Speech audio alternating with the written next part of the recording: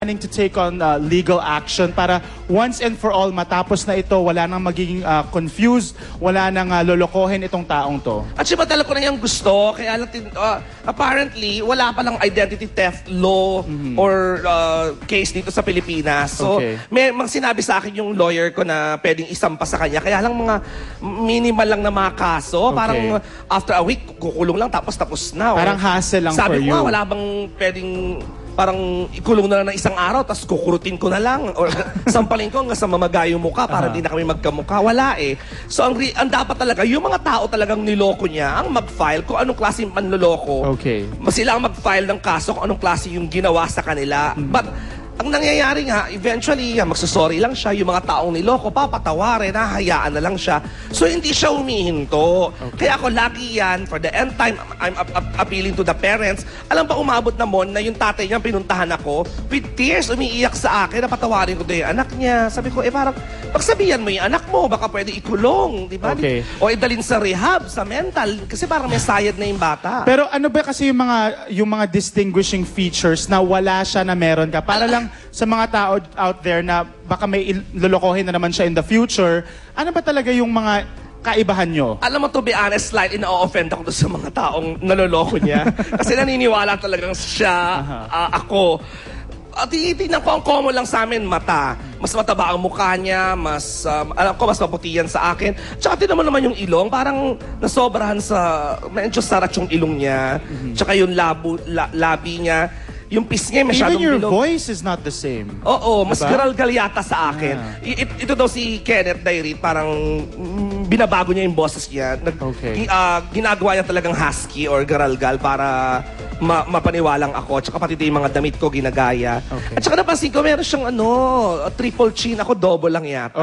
Tsaka yung peke, baba ko. There you go. So sa lahat ng mga write-ups na nakasulat dyan, John Lapus nakulong, nahuli ng polis, hindi po yon si Sweet kung hindi ang kanyang impostor na si Kenneth. So, to everybody out there, mga kapuso, beware of this imposter. At saka diba mo, sa panahon ngayon, ang daming manloloko. So, mag-iho tayong vigilant. Mag-iho tayong alert sa mga taong kinakausap natin.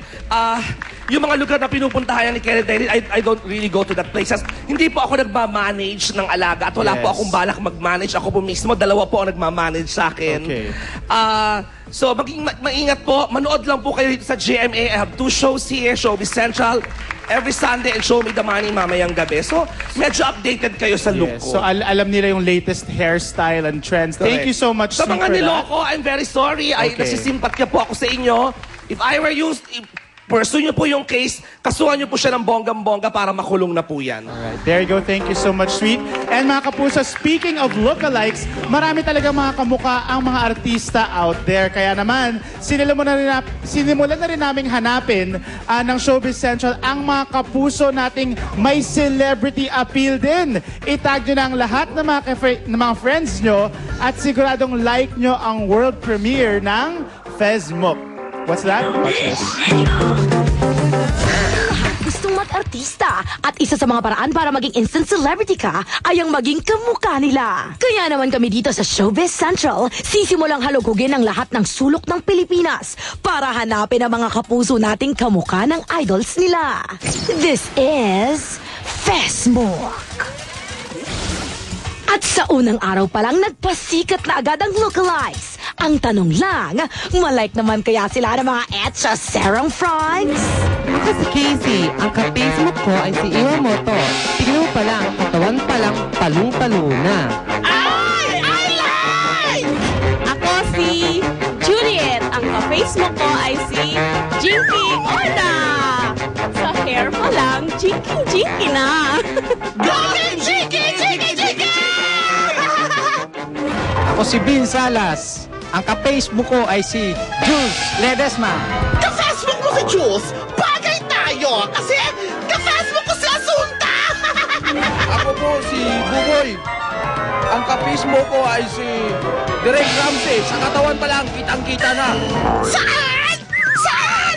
Saan? I wanna see some abs! Ako Ako si Francis Libardo. Ang ka-Facebook ko ay si Bayani at Bayani. Kita-kita naman sa roo, di ba? Zoom in! Zoom in pa! Zoom in pa! Konti pa! Oo nga, magkano nga kayo? Ako si Marie at ang ka-Facebook ko ay si Maylene Dizon.